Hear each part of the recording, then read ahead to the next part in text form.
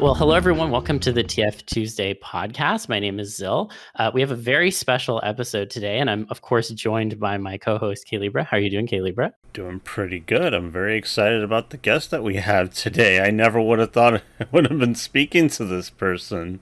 Yeah, and I don't want to keep anyone in suspense. So, without further ado, we have David Mattingly here with us today, visual artist for not only, of course, the Animorphs covers of the book series and the original run, but also a vast variety of digital mat artworks over the years, spanning film and illustrations and such. So, David, it's great to have you. Maybe if you wanted to introduce yourself as well.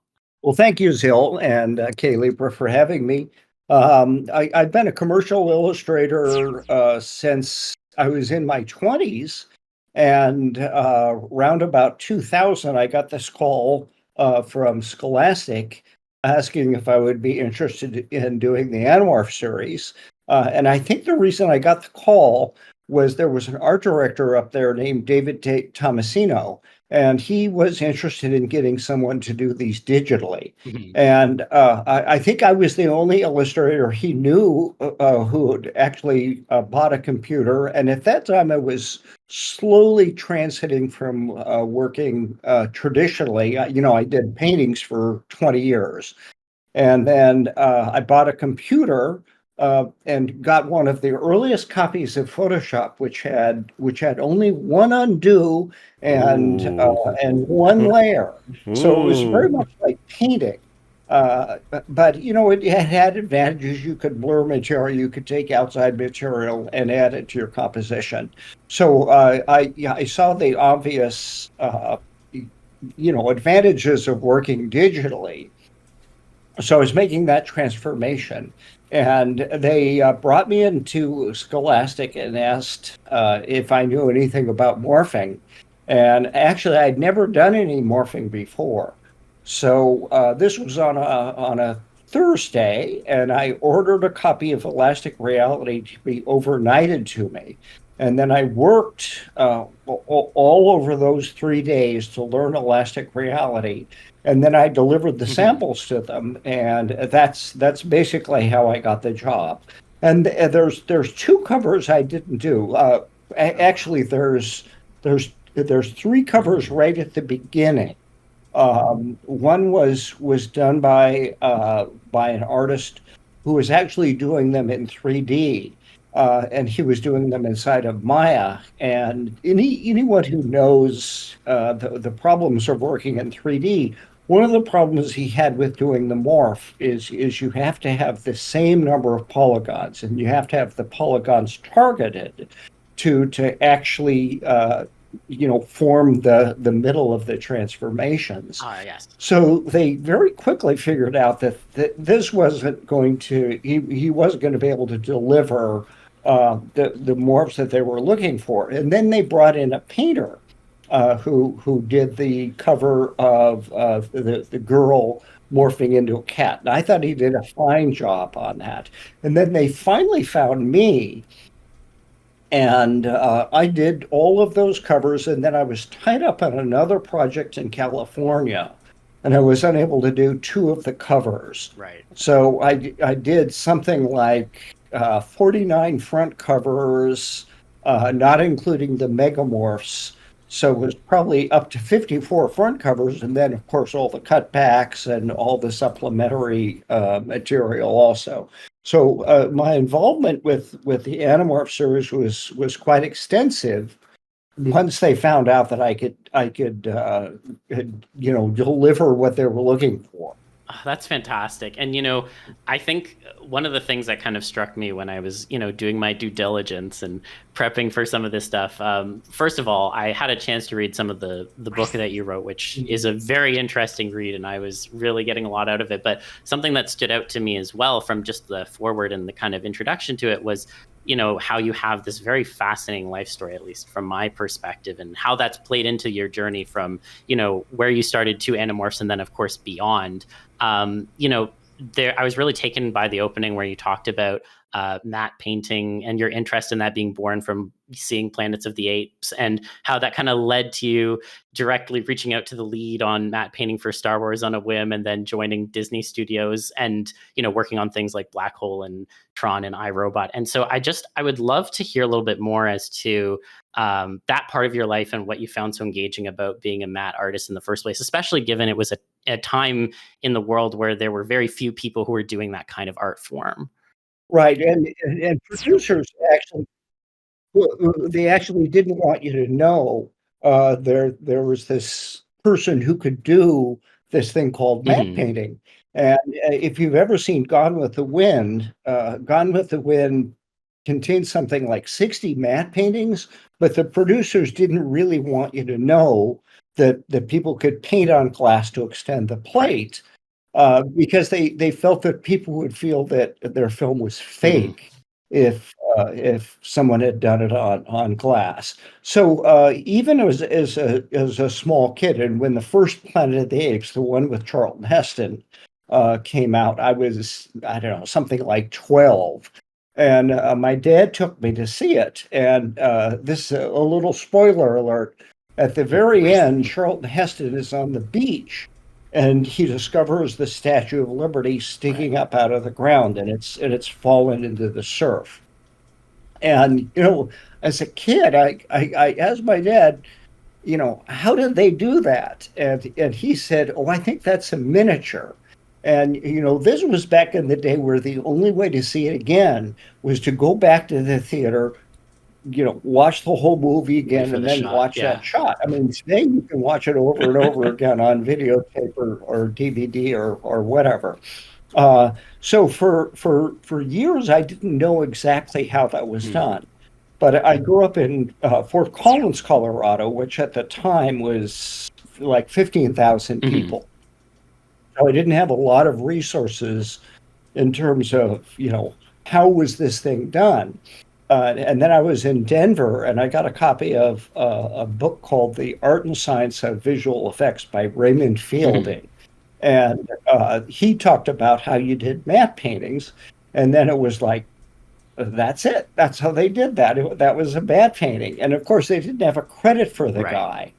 And subsequently, I would stick around to watch the end of films where I thought there might be matte paintings on it, and I would watch to see if they gave the credit to it. And very quickly, I figured out the very two best matte painters were this guy named Peter Ellenshaw and also Albert Whitlock. And Peter did all of the matte paintings on Mary Poppins, which I just loved when I was a kid. And he did the matte paintings on Treasure Island. And if you could ever find it, he did a marvelous film called The Sword and the Rose.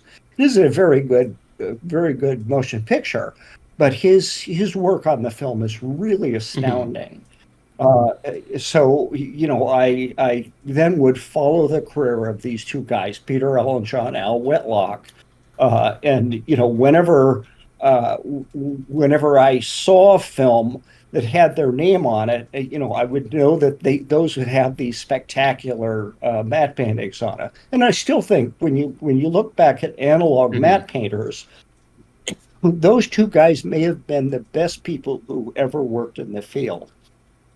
So when Star Wars came out, there was a magazine called Starlog. And I read in it that the guy who had done the matte paintings for Star Wars was P.S. Ellenshaw. So I called up Disney Studios, and much to my surprise, I got right through to P.S. Ellenshaw. And I said, I've followed your work all these years. I loved your work on Mary Poppins, and I loved your work on Treasure Island. And he said, well, there's been a mix-up. I'm actually Peter Ellenshaw's son. And Peter Ellenshaw's son became this really wonderful matte artist. And he later changed his name to Harrison Ellenshaw so that there wouldn't be this confusion with his dad. And so I worked there for 5 years. That's when I worked on The Black Hole.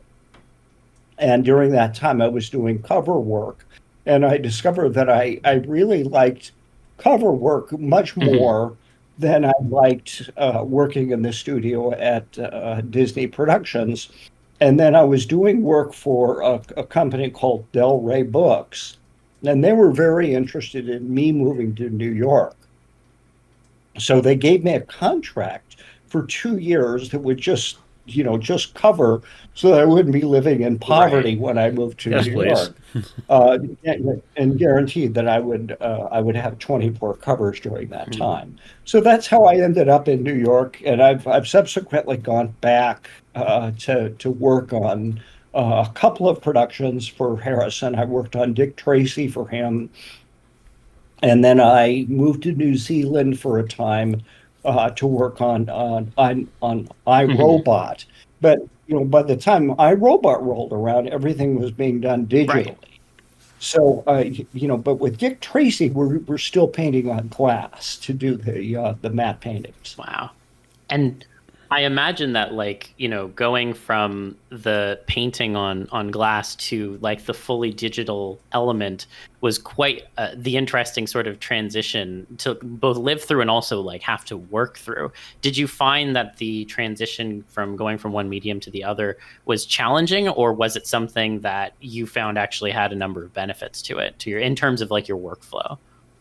Well, I found a lot of benefits for it, but as a painter, I never really used the thickness of the Hmm. paint. And there's some painters today. There's this one guy, Donato Giancola, whose work I like a lot. Or when you look at my idol, Frank Frazetta's Oh, work, these are guys that really took advantage of the thickness of paint. And I always painted very Hmm. flat. So the move to working digitally, I just saw all of the advantages, not the disadvantage. So, one other analog painter who I should mention, who I really liked and was very kind to me when I first moved to New York, was Daryl Sweet. Hmm. And Daryl would actually lay down gesso and incorporate the texture of the gesso into his Wow. paintings. But I never really did that. I Hmm. was I was painting very flat. So the transition to working digitally was really not a problem for me. did Gotcha. you find that? So what was it about digital that brought out like the advantage? Because you said that you felt like your painting was flat, and the more traditional ones. So like, how did digital like? Do you feel like it like fleshed out or like gave more body to it or what? Well, the advantages of working digitally is when we worked on glass, you would always have to worry about the join between the Mm. plate and the live action Oh, material. okay. And you would spend an enormous amount of time trying to get that join right. And for instance, if you look at Al's work on a motion picture called Day of the Locust, he joins in the middle of a floor. And making a join in the middle of a floor was just devilishly hard. You would spend hours and hours and hours trying to get that join right. If you're working digitally, you never worry about the join because your compositor can figure out how to join your painting to the original plate, and you can actually take a little bit of the original plate, move that onto your painting, take a little bit of your painting, move it onto the original plate. So it makes it a lot easier to do all of this, and having multiple elements in a traditional matte painting was really difficult. If you had three elements in a matte painting, that was a lot. With digital compositing, you can have 100 elements in it. Little lights, little adding Hmm. smoke, like they added smoke to some of the Gone with the Wind mats. And I know that was a very difficult procedure. When you were working on glass paintings, you would have to run it through an optical Oh my printer, God. and if you had something positioned incorrectly, it was really problematic, and you just have to do the whole thing again. If you're working digitally, the rendering of the final shot, you can move things around until everything is Hmm. perfect, and then you'll just render to produce the final shot. I apologize. I'm having a little bit of vocal problems today, That so I'm is gonna I'm gonna take absolutely a No break. worries. understandable. Yeah, Everybody's no got worries. something at their desk, so you try and prevent Yeah. it, but you can only do our best. Yeah. Yeah. So It's so sorry, go ahead. Go ahead. no, well, you'll go ahead. Well, I was just going to say that, in kind of seeing and hearing about all the different films and products that you've like worked through and worked on, I guess I was curious to know if what you would call the most challenge or creatively challenging project that you've worked on to date, and if you felt like it was something that at the end of the day was quite fulfilling to you from an artistic perspective. Actually, the Animorphs was extremely challenging initially because I had never done any morphing before. And once I had that problem solved, then the rest of the covers were not all that difficult to produce. But I generally I would just get a manuscript, submit sketches, and everything would go relatively smoothly. The Animorphs thing was extremely challenging just because it was something I had never done before. Right. So and I should also mention the art director up there, a lady named Karen Hudson, was really wonderful to work with. I mean, as an illustrator, you're entirely at the behest of the designer of the cover, and sometimes you get cover designs that just look so terrible that you just think, what were they thinking when they did that? Yeah. And Karen's designs for the Animorph series were so good. I mean, I think you'll agree. Very innovative designs, not strictly out of the box. So I really loved what she did with the covers that I turned in. Mm-hmm. That's so interesting that, she was an important part of kind of like giving you the almost like framework for it. Because I was curious as to like what struck the idea in the first place. And it sounds like you kind of took a concept that she had kind of worked on and then did your own spin on it. But I'm curious to hear more about like that interplay between working like with her, of course, with the initial concept, and then as you kind of moved through the process itself, how you would iterate and add your own touches to it. Well, science fiction, there's long been a tradition of giving the illustrator just the manuscript and then allowing him to do his vision of the book. You'll generally turn in 4 sketches, and then they'll choose one of them for you to proceed. But the more important a book is, for instance, if you get the new Stephen King book or the new John Grisham book, those are books that they've paid a lot of money for, and they're very important to their line. So they'll do cover conferences on them. So the illustrators sort of cut out of the creative process on that. Now, with the Animorphs books, I was given, they wanted to go between the 5 characters of it. So I would know, this one is going to be Cassie. This one is going to be the boy. This one is going to be whatever.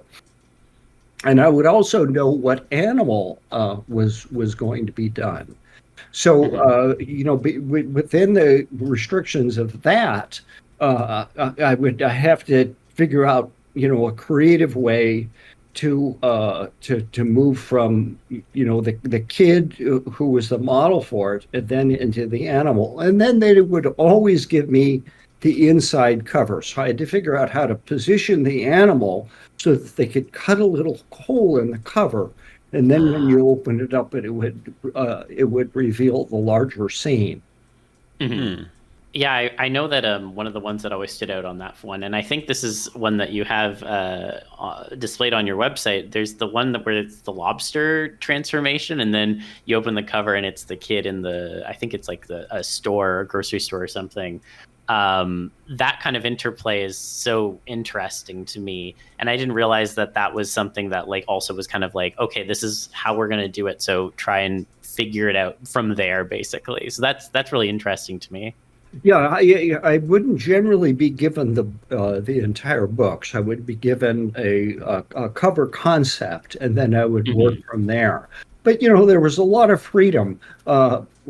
one particular problem I had is a lot of times, they were morphing into a creature that was much smaller than them, like a mouse or a cockroach or something like that.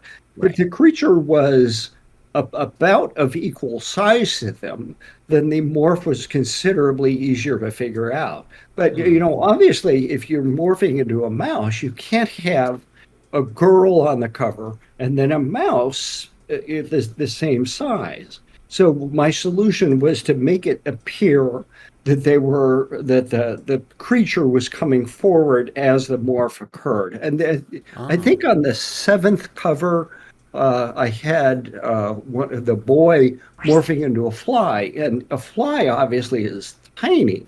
So I had to figure out how to have the fly come forward so that you would still see the morph as it occurred between the boy and the fly. Are you telling me you weren't interested in turning a boy into just a dot on the page? Well, it wouldn't have made it a very good cover. I mean, if the boy was this big and the fly was just a speck. So, and I think the interesting thing about those morphs was always the halfway. Yes. Where you were halfway to being a fly and halfway to being a boy. So you really had to be able to see those halfway morphs. Uh, so yeah, I had a lot of freedom as to how to position things, and a lot of times when I would submit sketches to Scholastic, what I would do is I would just do the morph on tracing paper, and then I would scan it in, and then I would give them a variety of different positions for the morph to be occurring on the final cover. Okay, All right. that's That is interesting. really, really cool. And yeah, I agree. The middle parts were always the things that struck me. And you bring up the fly, for instance, but that was one of the things that also cemented for me that what happens in between is the most fascinating thing for me, because when I was watching the fly as a kid, I was one of the strange ones who was just watching with intent. Like, that is so interesting. Well, what do you mean it's scary? I just keep showing it. Like, oh, his fingernails fall. I'm like, oh, so his fingernails fall. You're talking about the Jeff Goldblum, Yes, I Yeah. am. David Cronenberg Yeah. version. Yeah, Yep. that was very scary.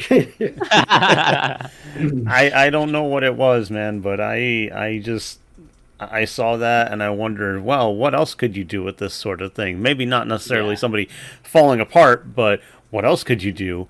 And so, yeah, like I ended up getting into just making my own versions of this, and now that's what I've been doing for a while. So, um, it's cool also because that was one of the things that I really liked looking at the covers for, and also wait, did you have a hand in the little flip animations in the corner of the Yes, I did books? all the flip animations because Oh, I Fuck had to yeah! have those five, mhm. and the process was that I would take the kid, either the boy or the girl, and then I would take the animal, and I would run it through the elastic reality program.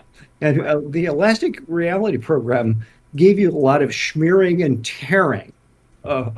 of the material. So I couldn't just use that halfway. So what I would do is I would then take that halfway and I would, paint it and solve all the problems so that the halfway morph would look really cool. And then I take that halfway morph and I'd morph it to the kid, and then I take that halfway morph and I'd morph it to the animal. And then once again, I'd have all these problems with the smearing and tearing, but it gave you some interesting textures as you Oh were yes, combining those two. But I found that if I had, these five different stages of the morph, then I could just run them through elastic reality because there weren't any real problems, and they were very tiny in those little flip books. So, I think I did 50 steps or something like that. yeah. Mhm. And I would just run those through elastic reality, and it would spit out all of those tiffs, and then I turn them in for Scholastic. So it's like you made your own keyframes and then just kind of like Yeah, got pretty help much. to fill it in. Yes, absolutely. Cool. That is so cool to know. Yeah, Yeah. it's funny because I know that Elastic Reality isn't a program that's like used anymore. I think like they discontinued it. I think in like the early aughts, and I believe you've mentioned in like other like interviews and like AMIAs that like the substitute program that you've used since is Nuke. I'm curious like what the difference is that you find in terms of the two programs, and if you miss the Elastic Reality at all. I know it was more of a buggy, unstable No, I program, but never missed Elastic Reality. It would crash right in the middle, and it would lose. And with morphing, you have to set up key points where the yes. morph is going to occur. Like the eye has to go to the eye. And if you don't set up those key points, all you get is just garbage. It's just all this smeary material. So you would have to figure out, uh, one of the problems I had is in one of them I had to morph axe into a mosquito, Right. and the mosquito has 6 appendages, so I had to figure out, how do those appendages grow out of the kid or out of axe. And I would just paint those, and then I would put it through elastic reality so that I would get the from the 50% morph into the creature, and then from the Right. creature into where it was ultimately going to go. But Yeah. yeah, Nuke is an extremely stable program. You can do all those things where you set up the reference points, where it's going to go, and where it's ultimately going to go. And if it crosses over Mhm. another point, like if well, I don't know if I could give you a good example, but if you've got the eye, and the eye has to cross over something else you set up as a reference, like the nose, Right. the material you would get would just be garbage. It would, Yeah. would just be tearing and smearing. So no matter what you do, you're going to end up doing a little bit of painting. And the one advantage you have when you do morphing in live action, like when they did the television show, Hmm. is, all of those morphs are taking place in a relatively fast period of time, a couple of seconds or something. And my problem is on the book covers, people could actually study each stage of that morph. So Right. they had to be really good. And when things are in motion, your eye is much more forgiving in terms of tearing and smearing and that kind of stuff, because it goes by so fast you don't really have time to pick it apart. Yeah. No, absolutely. I think that that's always the advantage that live action has had in terms of some of these effects and such. But I'll say that when the covers like were created, I think that was a big draw for a lot of people who came into the series, myself included, and getting to stare at them in the way that they were presented. And I imagine as they were coming out, you probably heard bits and pieces. I guess I'm curious to know, like, as like how where you were that they were kind of taking off and becoming a life of their own as they were coming out. Because I know obviously the Scholastic, as you've mentioned, like clearly put a lot of value on them. But I'm curious to know, like, when you first found out that, oh, this is like a pretty significant thing that's going on with like my covers. Well, I knew right away that Okay. the books were selling very well, and I would go to a party, and find a 6-year-old and say, I'm the guy who's doing those Animorphs covers. There would be a great deal of excitement over that. So I was aware that these books were reaching into an audience that I don't generally have. I mean, I generally do science fiction books, Hmm. and the people who are reading those are older than 20 or something like that. So Yeah. these YA books were obviously having a real impact uh, on the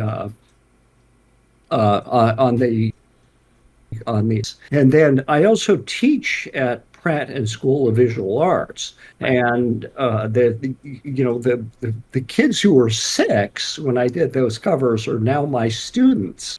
And so, Ah, in my biography, they'd come up to me and they say, were you the guy who did those Animorphs covers? And it was like, yeah, I did those many years ago, 20 years ago or something like that.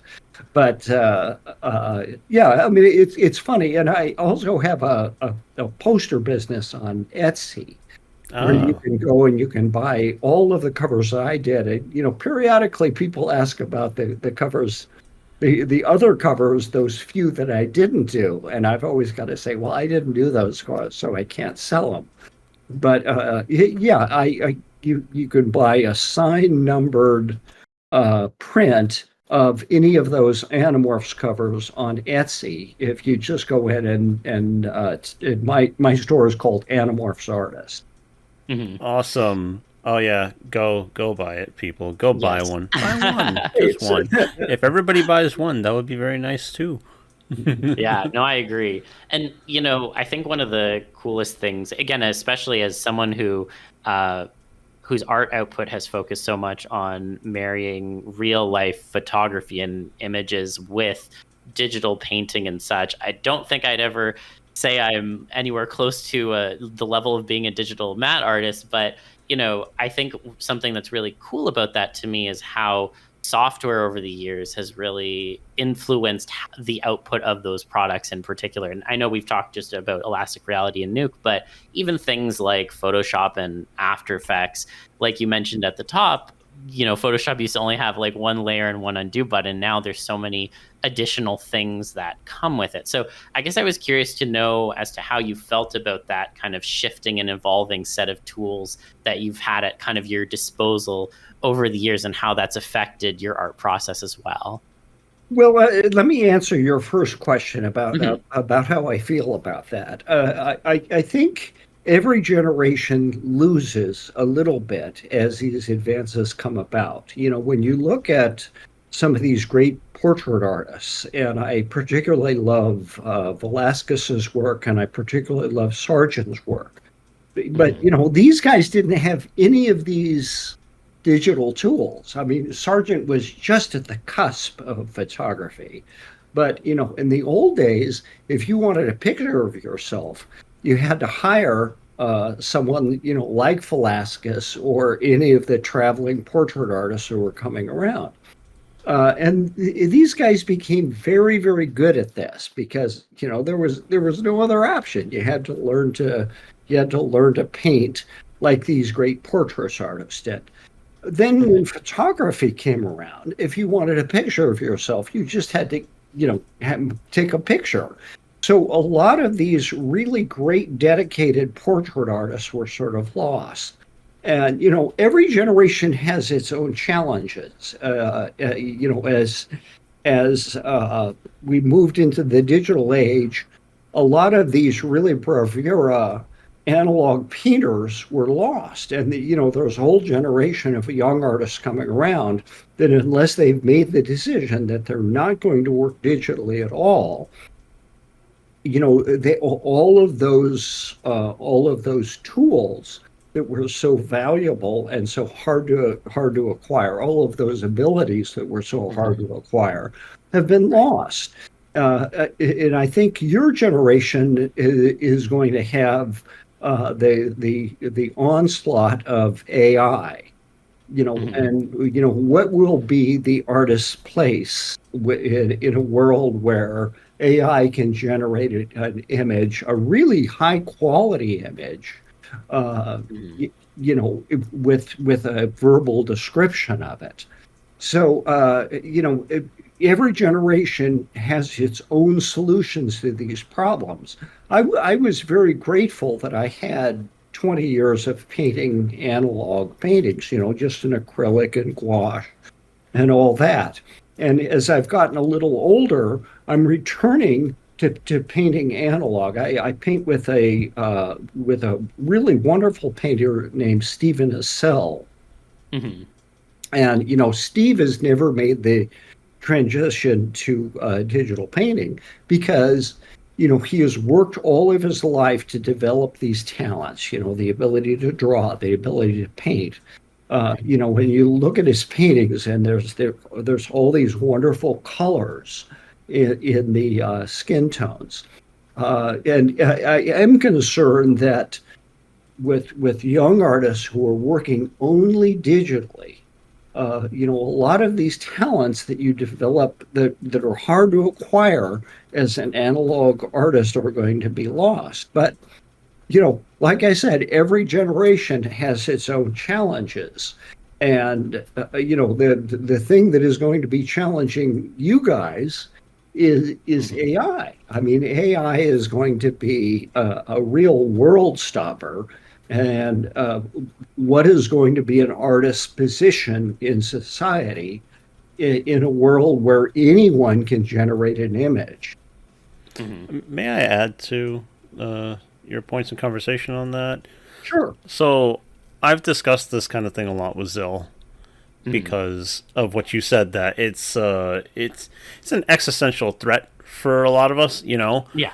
So there's the questions of how is it making this, which is kind of answered that it scrapes from other people, which goes into copyright, which goes into theft and all that kind of stuff. So it's like, where's the line going to be? Things like that.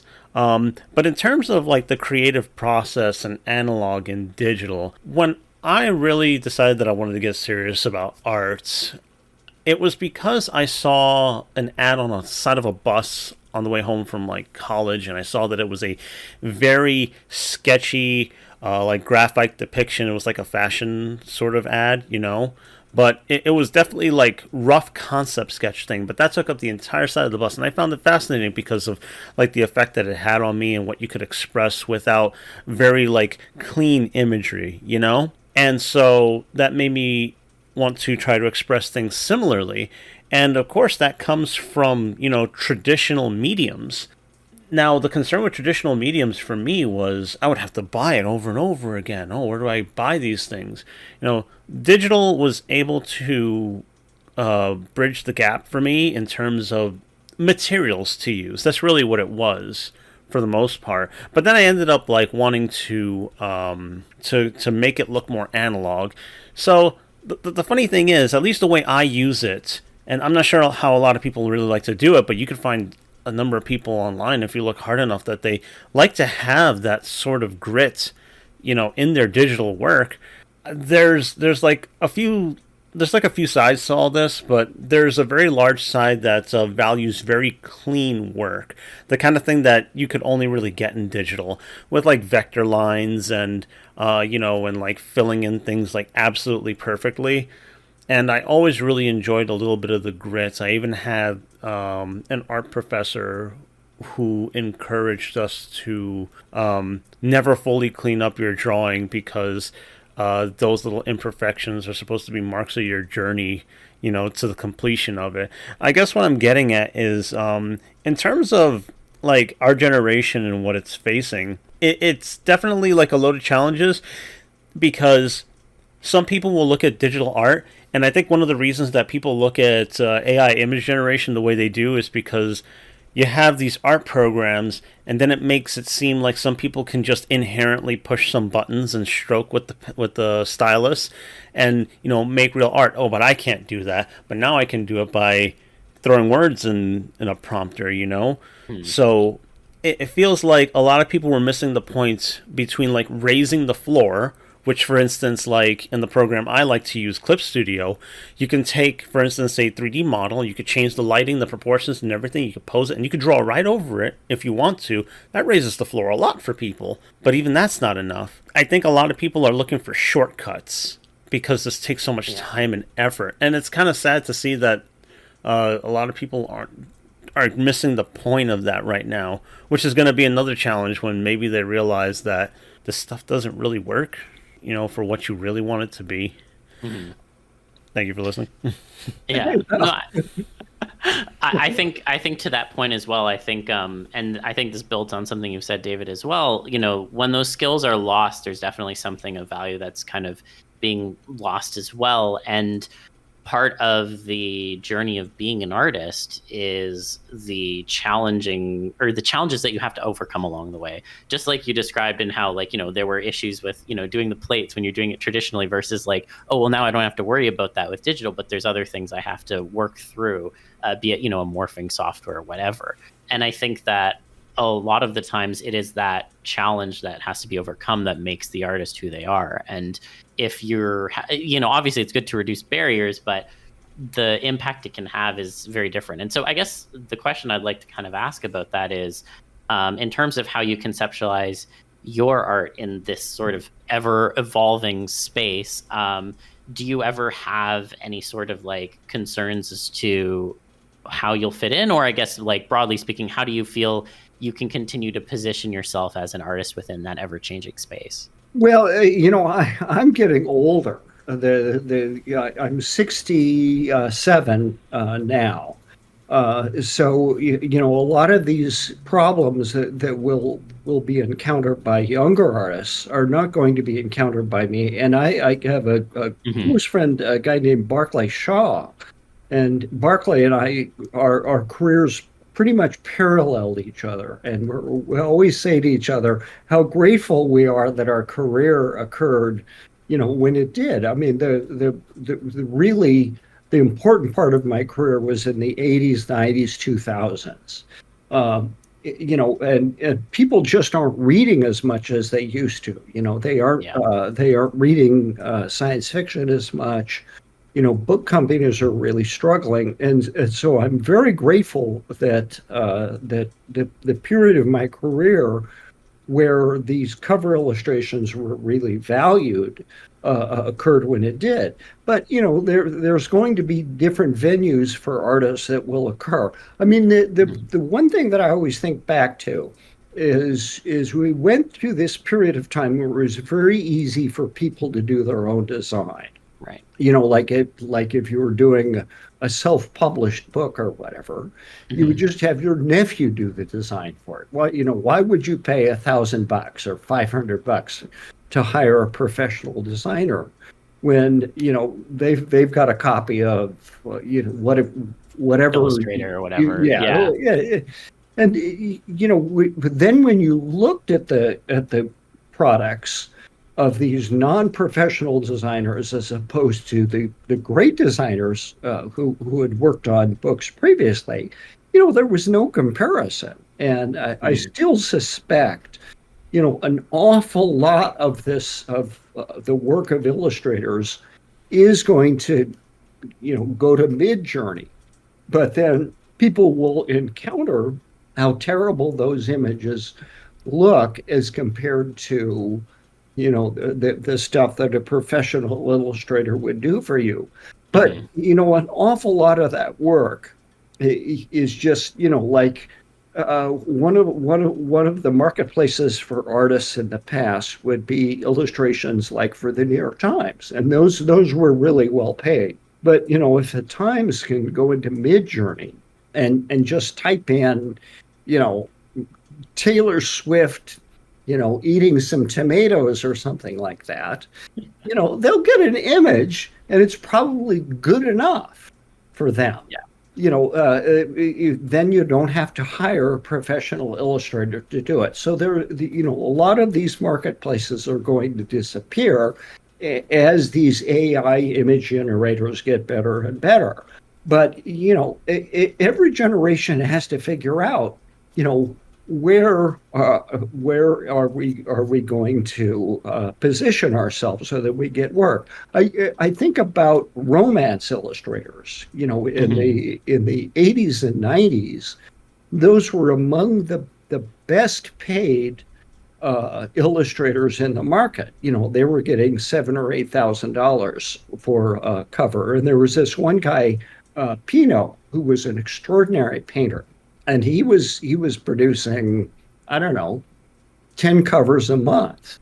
So, Wow. you just figure out, he had a really good income. And all of that went away because of, photography, digital photography, Photoshop, and also AI image generation. Because when you think about it, romances had certain tropes that were very recoverable, very reproducible. A guy with a six pack kissing a girl, and so all of these guys who were making a very handsome living, producing really terrific covers for romance covers, they had to find something else to do. Right. And I know, for instance, Pino translated into fine art. So he was doing paintings of, beautiful women in gardens or whatever like that.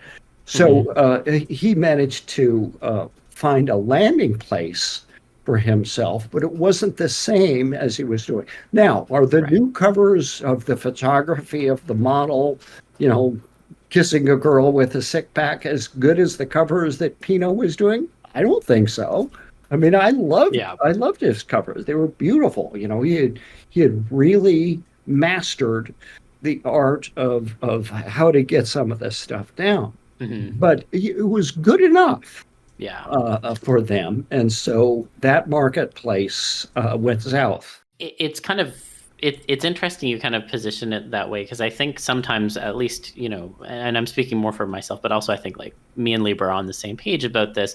We often find that like within like the transformation trope space, fandom, whatever we want to call it, there is at least some sort of an appreciation for those more kind of finer elements, and people are able to create art within it. Obviously, we have all these other pressures going on right now, which is a completely other conversation. But I think finding that space where you can create and then, make some sort of, amount of a living for some people is something that can be done. I guess to kind of pivot a little bit from that, I'm curious if you have any sort of understanding or awareness of what kind of those covers that you did back in the 90s and aughts had on this other sort of community that a lot of people find of interest, be it, those specific frames in between, less so the first stage and the end stage. And if you've ever had any sort of like interactions with that as well. I haven't had much. I have been aware of the furry community, which I was not terribly aware of before this, and what an influence some of these covers had on the furry community, because I know they basically want to transform into a cat or a dog or something like that. Yeah, you got it. So yeah, I mean, I think that's marvelous. I haven't seen a lot of it, but it didn't influence my work on that project. Yeah, no, that makes sense. Because okay, the funny thing about the reason Zil says like transformation fandom, as a specific thing, is because, shockingly, for people who want to identify themselves in a certain way, like you said, they want to express themselves as like a cat or something like that, those things don't meet all the time. Some people who are furries or into furry, they don't even know like this is a specific thing, or that it's a thing to explore. Like, what about the journey of yourself becoming the thing? And they've never thought about that. And I always thought that was really weird, to the point where I was looking for this particular kind of stuff when I was a young teenager, and then I realized, the big furry art gallery site, Fur Affinity, it has this stuff. Well, I should have, it should have been so clear, but then I'm like, okay, yeah, it makes sense. But still, furry is really fucking huge. And there's a ton of them who are like, what is this TF? What do you mean by transformation exactly? And I'm like, you never thought about this? Yeah, I've always found that strange that there isn't always like the one-to-one connection, I think, in a lot of people's minds. And I think, when it comes to, at least, I think a lot of the things that pull people into that specific trope and exploring the ideas that come with it and the in-betweens, there's a very lengthy history of that in media and stories and such. I mean, some of the oldest stories in mythology involve those kinds of tropes, and so it's always interesting to me that so much of this media has then like influenced people like furries, but there's also a community that is very much focused on that trope as a whole, and is very much rearing for that sort of content, and specifically that content, less about what the end state is. And so that's why I was curious to kind of ask a little bit about that, because obviously those covers and the in-betweens were a big part of like influencing people in that front. Yeah, I don't have much to add about that. I mean, I think it is marvelous. It's one of the things that the internet has done for people. If you have a particular interest, especially the gay community, I think that a lot of gay people felt that they may have been the only person who was having these feelings. And the internet has made it possible for people to see that there's a community for them everywhere. And if you were growing up in a small town, how would you ever find that community? Yeah. Oh, absolutely. I think the internet has been a great equalizer on that front. And, it has brought together so many things. And, there's obviously, of course, pros and cons to all of that. But I think that the fact that it even exists and that we're able to build those kinds of communities is such an important part of, just like making people feel more at home with themselves and more connected with others who may share similar interests. Yeah. Yeah, it's because like that the internet allowed me to make connections with all this stuff. I was a really lonely feeling, thinking, oh man, I have a really, really acute interest in this. Surely this specific thing doesn't have another person into it. And I can't believe quite how large it is, to the point where at first you're just kind of like, oh, so there's more people than I thought. But after years of being involved in it, now I'm wondering which one of you, certain you're everywhere. You can find you anywhere. I have been like absolutely shocked. I have had like I've mentioned this before, but I have a very old friend who one day I was like, hey, listen, man, I'm going to be like, I know you're going to be staying with me for a week at my house. I have commission work to do. This is what the commission stuff is. This is why I make it. This is my level of interest in it, because I don't want you to be like, oh, don't look over at this monitor for 7 hours at a time. And then he was just like, oh, I know that stuff. I'm like, I've known you for 6 years and never fucking came up. Yeah. I think there's a very universal desire. I've always loved cats, and my wife and I, the one really bonding thing is I discovered that she also loved cats, and I think people, cats have minds of their own, and I think every human being who has a close relationship with a cat thinks, gee, I wish I could understand them a little bit, or put myself, if I could be a cat for a day, maybe I would understand where they're coming from. And I think it's a very human desire to actually be an animal, or to feel like an animal, just so that you might be able to understand them a little more. And birds, I mean, how many dreams have I had of being able to fly? Yeah. I think everyone has wished, gee, I wish I could fly like a bird. Yeah. Do you think maybe like the human thing is really like the desire to be connected to the wider web of nature?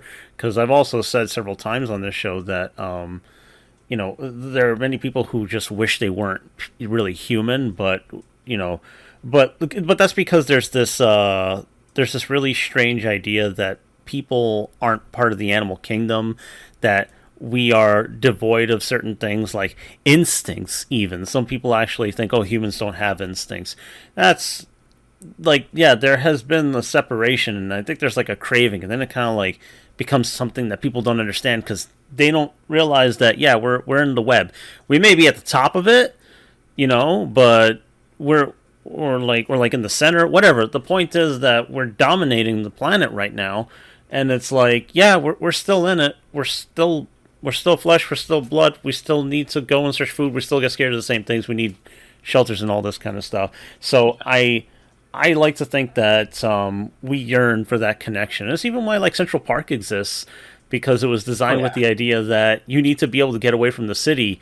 How do you get away from the city and surroundings? Like, let's do these things. Let's make it feel like you're actually in nature now. And that's something that I think is an enriching awareness. That's another thing I like to spread to people here too. But I think you get the idea too, where like you have these dreams where, you know, you're flying or you can talk to the cat. You want to know what they're thinking. It's cool shit. Yeah, no, I agree. And, you know, I guess kind of tangential to that, in terms of like the influence that, you know, and I think this draws into some of the connections from the covers that you've made as well. But obviously, you know, you do a lot of teaching now as well. And that also has kind of, I think, an impact on people in many ways, that the covers that you did had an impact on all of us as well. I was curious to know if you felt like, you know, teaching was like a natural fit, or if it was something that you grew into, and how you felt about the impact you've made on, like, you know, sharing the artistic processes that you've done with, you know, thousands of students over the years, and having written the digital mat textbook as well. Yeah, well, you know, I really like teaching. I think one of the great things about teaching is you have contact with people that are at the very beginning of their artistic career. And you have an opportunity to teach them a little bit about what you've learned over the years, you know, and also influence their work. I think as you get older, you tend to hang out with people that are your age. And, you know, I think that's really bad. I think it's really nice to have contact with young people. You know, it reminds me how I felt at the beginning of my artistic career. You know, just that excitement of having an opportunity to express yourself. And, you know, over the years, I certainly have learned a lot of things. And, you know, I do try and give them some of the knowledge that I've accumulated over the years. So yeah, I only wish every older artist had an opportunity to be with young people. I mean, you know, teaching is a little bit of a conundrum. You know, some of the artists who I really admire and love, turns out they're not very good teachers. Most famously, Norman Rockwell admitted that he was not a very good teacher, primarily because he wanted everyone to produce work that looked exactly like his. Right. And, you know, I think as a teacher, you sort of got to let go of that idea that everyone is going to produce work that is exactly like yours. They're going to produce work that is like them. I mean, and actually, as a successful teacher, that's what your desire should be. You know, draw out the best of what they can do, and then discover their own style. And I think that's the journey of every artist to sort of discover his or her own style. And I think the best teachers that I've had over the years sort of tried to draw out of me the best of what I could be. And actually, this guy was not a formal teacher of mine, but when I got the job at Walt Disney Studios, Harrison Ellenshaw, who was Peter Ellenshaw's son, was actually a really marvelous teacher, and really tried to draw out of me, you know, as a very young artist, you know, the best that I could produce as a mat artist. Oh, and I should tell you the final part of that story. When I called Disney Studios and I got through to Harrison Ellenshaw, he said, you know, we're actually staffing up for this new picture we're going to start work on, The Black Hole. Do you want to come in? So I came in the next day, showed him some samples, and he said, well, when can you start? And I was right in the middle of the semester at Art Center. So I actually went home, dropped out of Art Center, informed my parents that I've gotten this job at Walt Disney Studios, and they were not happy. Really? They definitely wanted me to finish my education. You know, and in retrospect, I'm sort of torn as to that decision. You know, on one hand, there are many times when you get offered a really fantastic job, and as it turned out, with this really wonderful boss. But on the other hand, when you're young, that time you have in school to experiment and, learn about what your style is going to be is very valuable. And, as you get a little older and into your career, it's very hard to go back to school to develop that stuff. So I understand where they were coming from, but, at that point, I just felt like I've got this fantastic job. I'm really not going to let school stand in my way. I mean, it says a lot when you're still a student, and then they're just like, "Come on, you can do this. You can do this production. You're good enough now." Like, oh, okay. I think it's important to note as well that the Black Hole ended up getting nominated for an Academy Award for its, visual effects. And so I imagine, especially being like one of the first projects you ended up working on out of, dropping out of school, that must have been a really fantastic and exciting project to have been a part of. Yeah, it was. And I also, Peter Ellenshaw, Harrison's father, was production designer on that. So I had an opportunity to watch him paint. And, just have an opportunity to watch that guy paint. He may have been the greatest painter who I have ever had the opportunity to watch.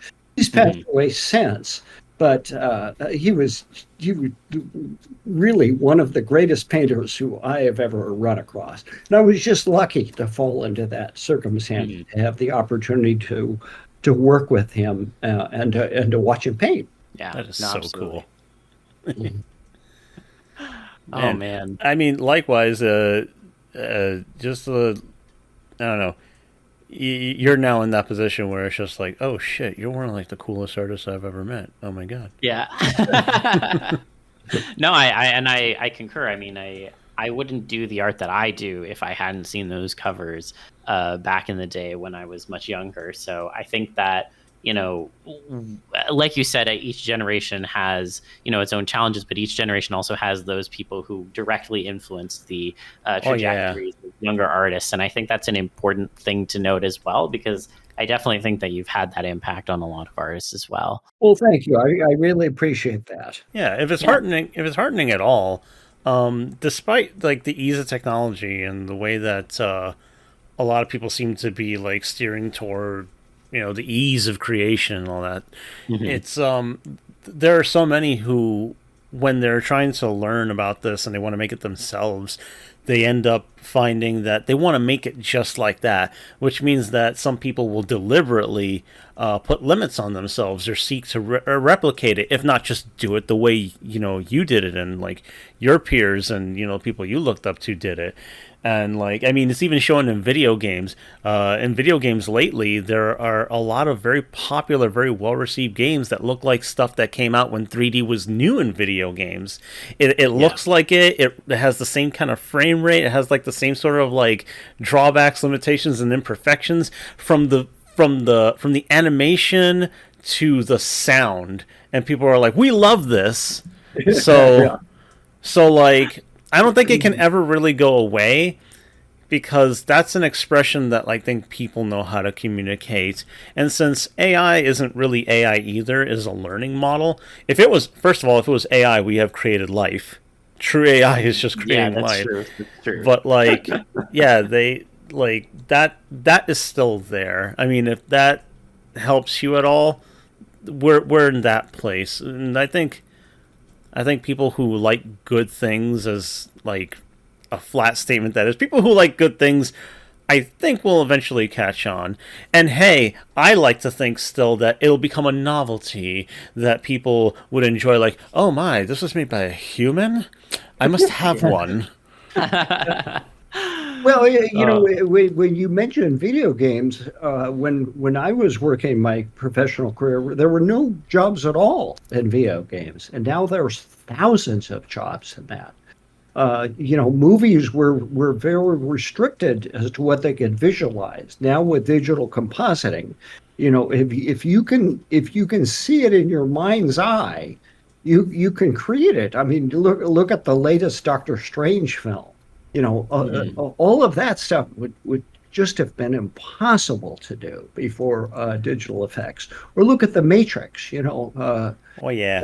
these films are just impossible to do. So there's a lot of jobs in that area that were totally non-existent. So every generation will have things that are open to them that weren't open in the past. Certainly not during my career. No video games. And the old video games, when you look at Pong, I mean, Pong, I think that was the first video game ever invented. That is insanely addictive. It's so funny. Just using the paddle to get the ball to bounce back, or Pac-Man. Pac-Man, that's very primitive. That was 35 years ago. And it still totally holds up as a game, even though it's very simple. Yeah, it's what you do in it. It's the way it's expressed. It's these little things that give it the really timeless quality, and people still emulate it. Still, people tweak it. People make entire styles of new games that look like the oldest ones, because that's how they want to do it, because they find a fascination in it. And like all this is creative stuff, all this is artistic stuff, and it still has a huge it's got a market. It actually does have a market. Sure. So like, and like, I think, like, the other thing to know, like, just like one more punch against AI, because I can't get enough of doing that. Like, the art that people think is good is always stuff that looks extremely realistic or extremely clean, but that isn't the totality of what everybody enjoys or what everybody can enjoy, and it flattens everything. So, like, yeah, that isn't going to be covered by all the stuff that we've talked about, where you got like these painters who create these backgrounds that are supposed to make you believe there's an entire like mountain range or an entire different world behind these two living actors, on a well-lit set. Because, look, man, I know that nowadays anybody can make a YouTube channel and pick apart every little movie that they want. It's like, I wasn't believing this. Shut the fuck up, man. Like, get out of here. For like 1 second, can you believe that they actually are on another planet? Or maybe they're not really on the beach?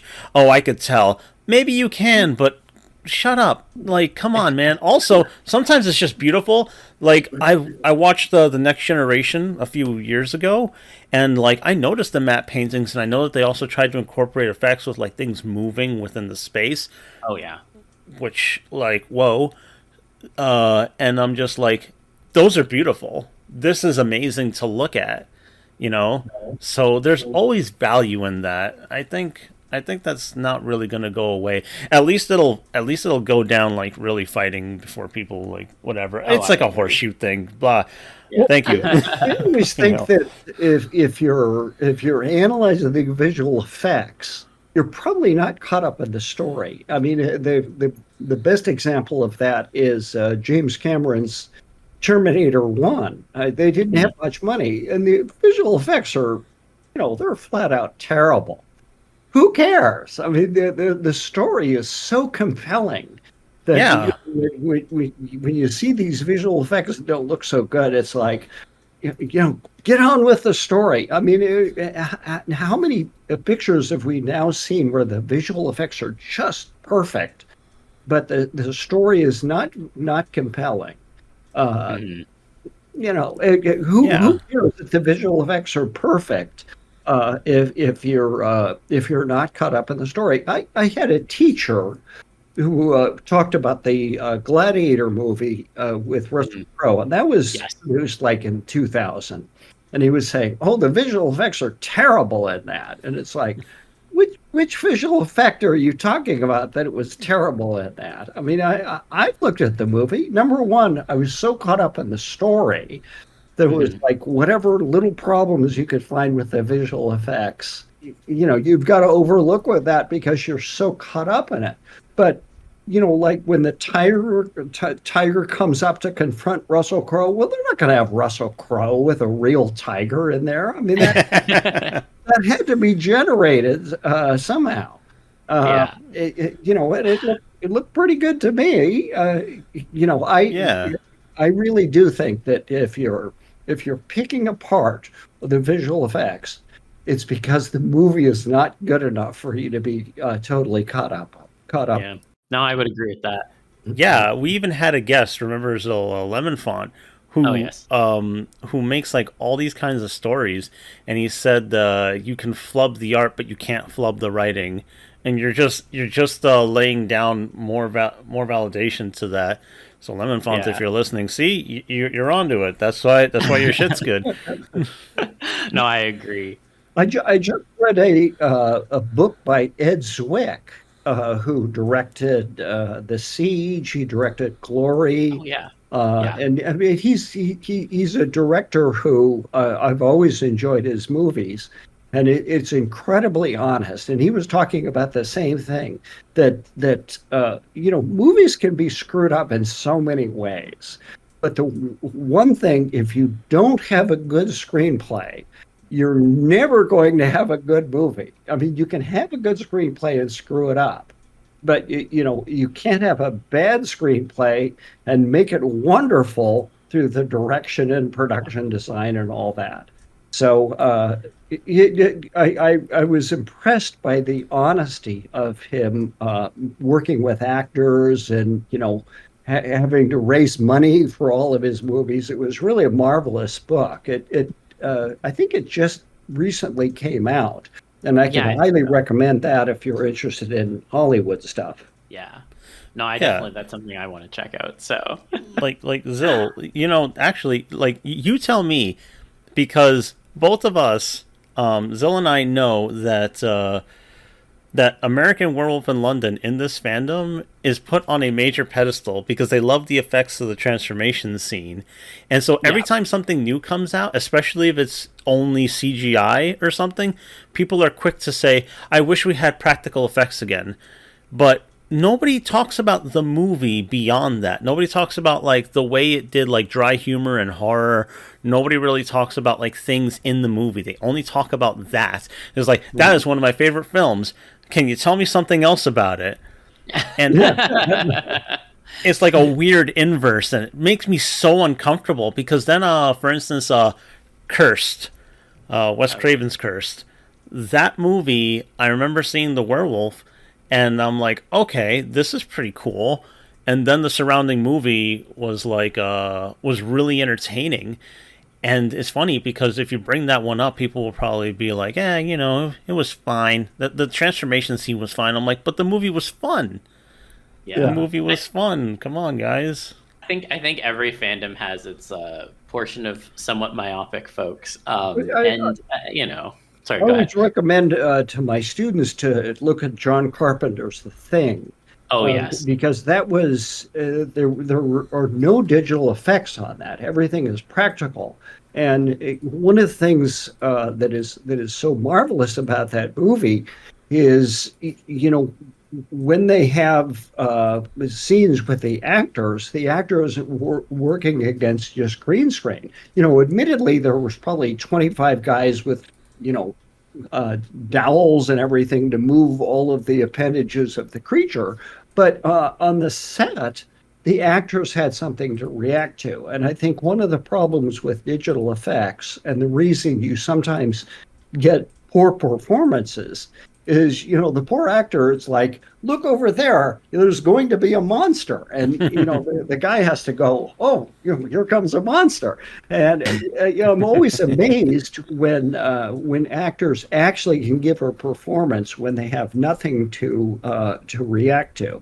And I like practical effects. I like sort of a mixture between the two. One of the things that was so wonderful about Steven Spielberg's Jurassic Park is there was so much publicity over the dinosaurs being digital. But, he had puppet heads and, he was like switching it up. Every other shot was, this shot was digital, this shot was a puppet head. whenever you had a close-up of the dinosaur, those were actually a practical effect. Whenever you had a long shot of the dinosaur running, that was probably a digital dinosaur. But I like directors who switch it up so you can't guess how they're achieving any particular scene. Yeah, I like that too. I agree. Yeah, and I hope that continues to be something that directors employ moving forwards, because I think we've seen some really interesting combinations of the two over the years, and I don't think they've necessarily dropped off completely, but there's definitely been, I think, a little bit less of them recently, and so I hope that sort of combination continues, because I think it adds a lot to a movie itself and the legacy that it has.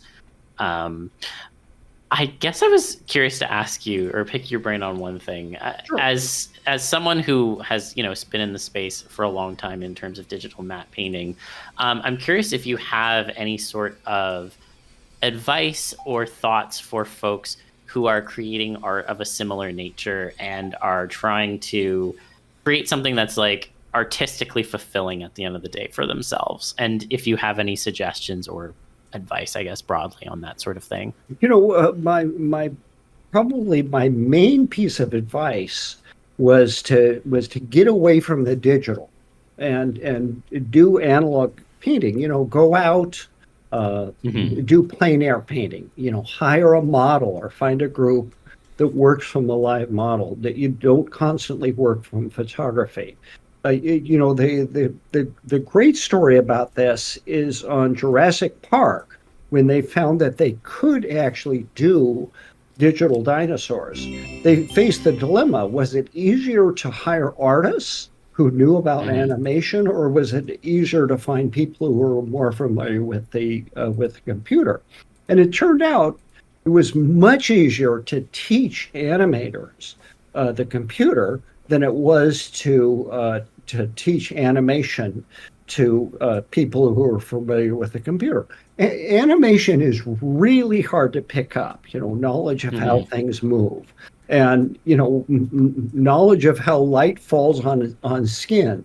That's very hard to pick up. And if you learn how to generate, a realistic, really good looking human being, if you pick it up analog, it's very easy to translate it into a digital form. I'm not saying never work digitally. I'm just saying that there's a lot of advantages from, getting out in nature, working from a live model, all of these things that you're not going to do digitally, and all of the stuff that you learn in that analog realm will very quickly inform your work in the digital realm. Wow, I think that's a fantastic piece of advice and not one I was expecting to hear. So I'm really glad to have learned that. I think there's so much that can be learned from doing things, in nature and from a physical traditional perspective. So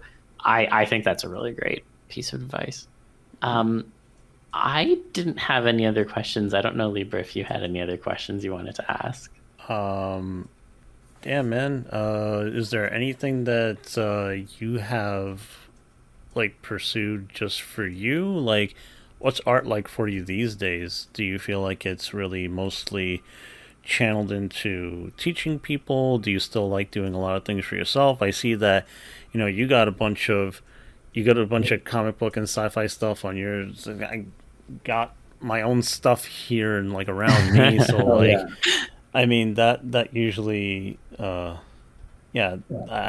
like what's your creation for you looking like these days?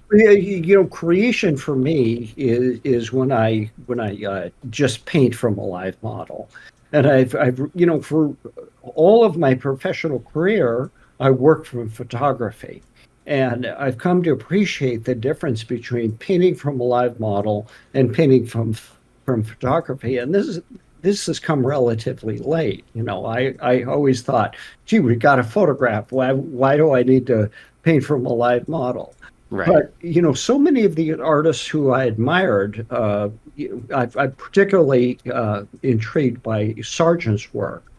And Sargent would require people to pose for 40 hours for him to do a portrait. I mean, he was, as far as I'm concerned, he was the greatest portrait artist who ever lived.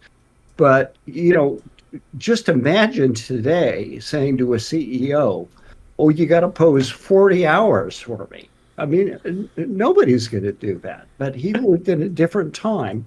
And, he wouldn't take photographs of the people. He would work entirely from life from them. And, when you look at his portraits, they seem so alive. Just the thing that I've always been amazed by Sargent is he could take people who weren't beautiful and he would make them look beautiful, and they would still look like the people.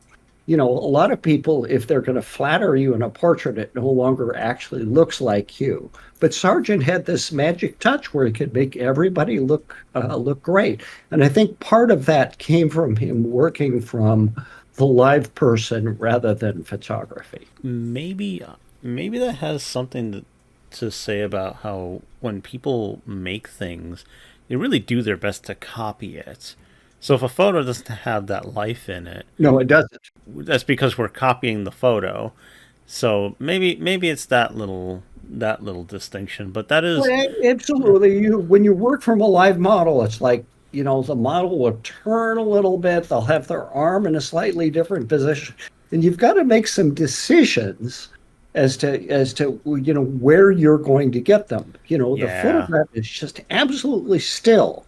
It's always the same whenever you approach it, but it's just the plasticity of the live model, and you've got to make some decisions as to how to capture them. Okay, and also, did doing those covers ever give you a particular visual fascination with the transformation stuff? Because that's what Zil and I got, but I understand that even people who are just freelance artists, they just kind of do it because they know they can be good at it, and there's enough people that like it. But for some people, it sticks. And did any of that stick to you? Do you ever think about oh yeah, I'd like to do the portrayal of this shifting scene or something like that? I didn't have a lot of freedom to pick my own scenes, and it was a commercial assignment for me.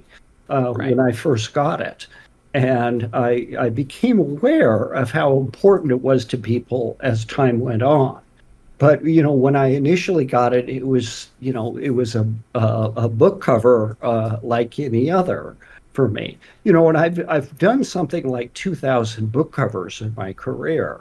So, the Animorphs had much more of an impact on people than a lot of the other stuff that I've done. So, I'm grateful for that.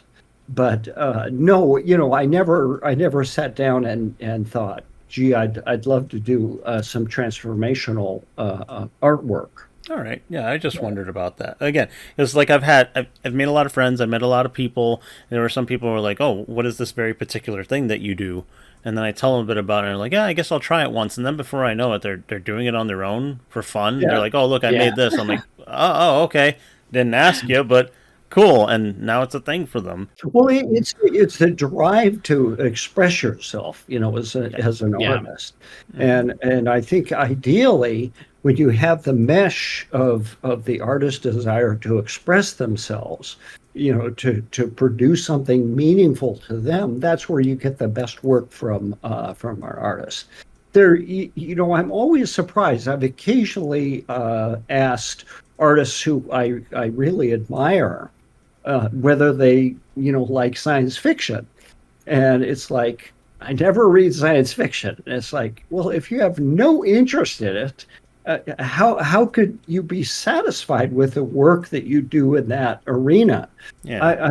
I don't know. I mean, there are a number of artists whose work I really admire who don't seem to really love that stuff. Mm-hmm. But ideally, I think there would be a meshing between your interests and what you're required to do. It's why I've learned to ask, because I've been very surprised with people's reactions when they say, "Oh yeah, I just do this for the money." I'm like, "Oh, I love the way you express it, I guess you got something about it, but your heart isn't really into it. And yeah, but you're learning, you're doing, you're trying to make money, you're trying to do it all together, and and I guess I just want to make you aware that when it comes to the opportunity to speak to you, it feels like I'm talking to like media royalty kind of thing, because like like because Same. it's not just exactly it's not just like, oh, you work for Disney. It's the things that you did. You happen to be a part of stuff that people deeply appreciate in the ways that made it what it needed to be. Because without the visual, without the expression, it wasn't going to stick in the minds with people the way it does now.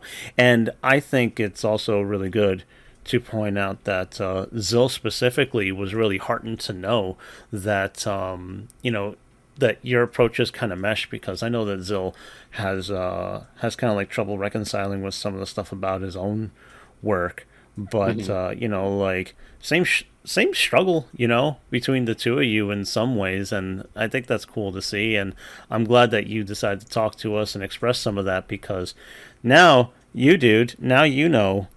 like you can do some shit. Like, it's hard, but it's hard for anybody who really gives a fuck. Yeah, I feel, it's hard enough to be an artist. Do something that's meaningful to you. Do something you're interested in. So, I certainly agree with you. If you're doing work that you have absolutely no interest in, you're probably doing the wrong thing. Yeah. No, I think that's a very good point. So, I appreciate you saying that. It's been incredible getting to chat with you, and I really appreciate the time that you've given us here. If folks are interested in finding you online, where can they generally find you? Well, I have a website that has pretty much all the covers I've done and all of the sketches, and that's just davidmattingly.com. And you can order posters there of pretty much everything I've ever done. And I also have Etsy stores. The one that you guys would probably be most interested in is that Animorphs art store. And there's another series I do of a female starship captain for Baen Books. Called Honor Harrington. And I've done 12 books, something like that, for author David Weber. And I have a separate store for that. So, you can see pretty much everything I've ever done on davidmattingly.com. And then if you have a specific interest, you can go to Etsy. Sounds great. Excellent. And I guess I'll ask just as a last note. I know on the website it shows up. Do you have anything related to the Choose Your Own Adventure covers? Because I think I spotted a few. Yes, no, I did. I think I did 12 Choose Your Own Adventure covers. Yeah. There's one that stood out where there's like a kid staring at the mirror, and in the mirror he's like a monster or something. I think that one stood out to me. Still, that is my favorite of all the covers. Hey, I'm so glad. That's I'm cosmic. so glad. That is cosmic. Yeah, no, I really like that one. Fantastic. Well, thank you again so much. And thank you again to everyone who's listening. I hope that you really enjoyed listening to this episode as we did in recording it. And I hope that you all have a wonderful week and keep an open mind and stay TFy. And we'll see you back here again next week. Thank you, Zil. Thank you, K-Libra. Thank you. There's no darkness today. I feel very bright and chipper. Good night, everybody. Good day. Good something. Have a good